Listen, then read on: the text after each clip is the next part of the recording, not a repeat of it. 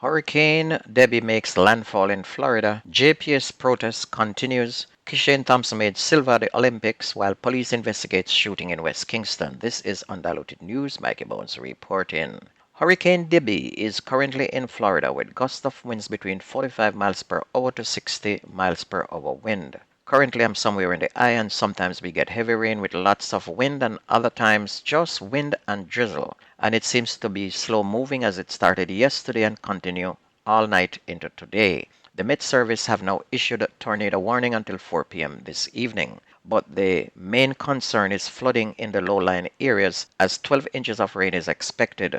So people who live in flood zones are asked to evacuate. The rain is expected to last all week in central Florida, so buckle up with some green banana and flour dumpling. This is not rice weather. People of yard understand what we are talking about.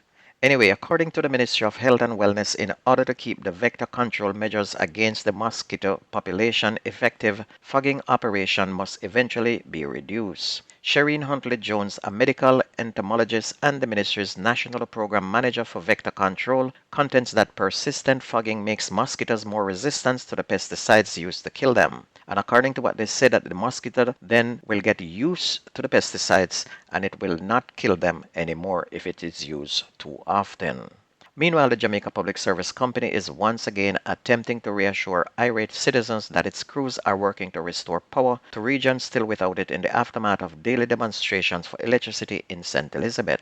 On Friday, angry citizens of two communities in northwest St. Elizabeth came to the streets to express their annoyance at the slow restoration of electricity to their area. And near the Coca Bridge, locals from Coca and Vauxhall barricaded the Magotty to Appleton road with trees, rocks, and other debris.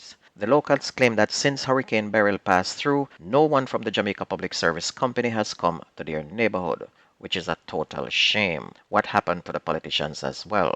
The Kingston Western Police are now trying to establish a motive for the shooting of two people in the vicinity of Kingston Public Hospital on Friday afternoon. The victims, a man and a female vendor, have been admitted to hospital, and it's reported that shortly after 1 o'clock, the man was standing near a shop operated by the vendor along North Street when armed men walked up and shot him. He sustained multiple bullet wounds, and information is that the vendor was struck by a stray bullet. Both were taken to hospital for treatment. The gunman managed to escape in the area. Police have now launched an investigation into the shooting death of a man and the injuring of another following a gun attack on Mannings Hill Road in St. Andrew on Friday. The deceased has been identified as 29-year-old Orlando McDermott of Glen Drive in Kingston 8. Reports are that about 10:10 p.m., both men were walking on Mannings Hill Road when armed gunmen opened gunfire at them. The police were summoned, and on their arrival, McDermott and the other man were seen with several gunshot wounds.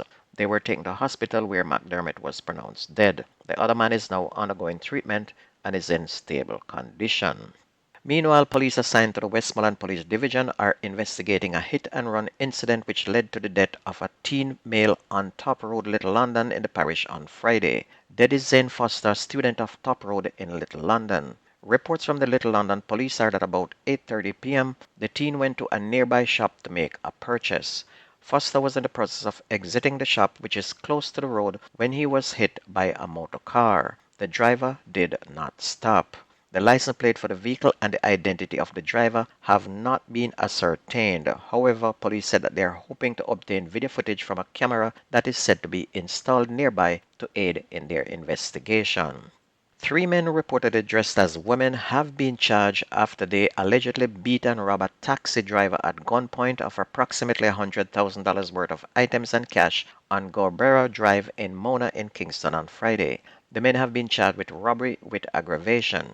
They are 26-year-old Javon Miller, otherwise called Jade of Three Hills District, St. Mary, 23-year-old Dwight Davis, otherwise called Kayla of Little London, Westmoreland, and 19-year-old Nikhil Hutchinson, otherwise called Talia, a cosmetologist of West Street in Kingston.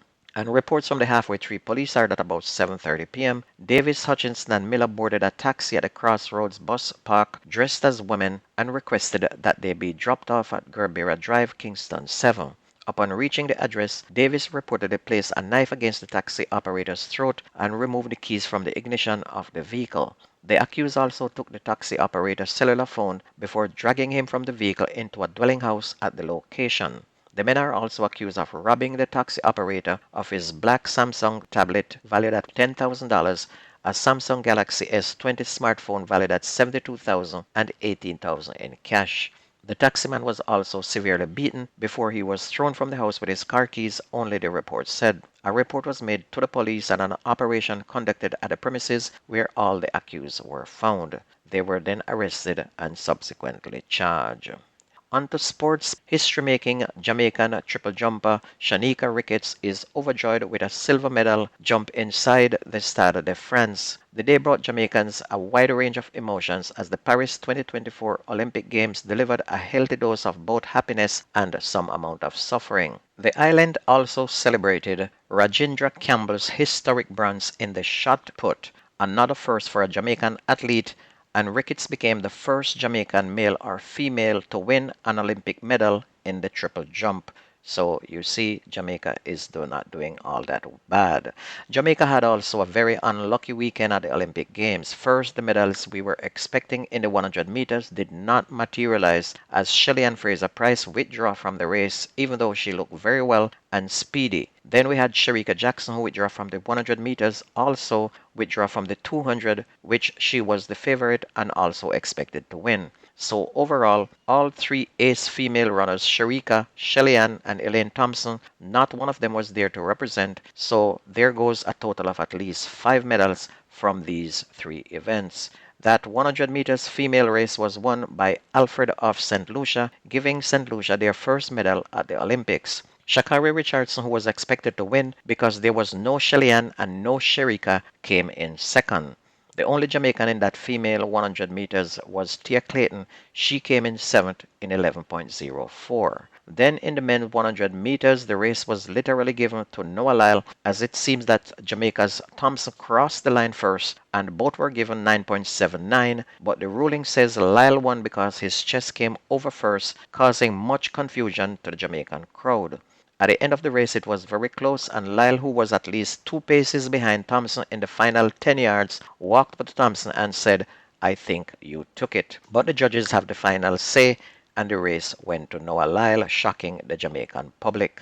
And it has now become a one-way street as the US has now become the sprint capital of the world, leaving Jamaica to wheel and come again to make preparation for the next Olympics. Results again in the men's 100 meters, Noah Lyle 9.97, second Kishane Thompson same 9.97, and third went to US Fred Curley in 9.81. The other Jamaican in the race was Oblique Sivell. He came in last in a very fast 9.91 second.